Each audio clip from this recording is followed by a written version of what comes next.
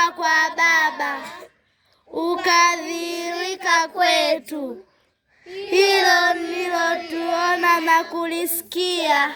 Waumini na nyinyi, ili nanyi pia mpate kushirikiana basi, na ushirika wetu ni pamoja na Baba na pamoja na Mwana wake Yesu Kristo.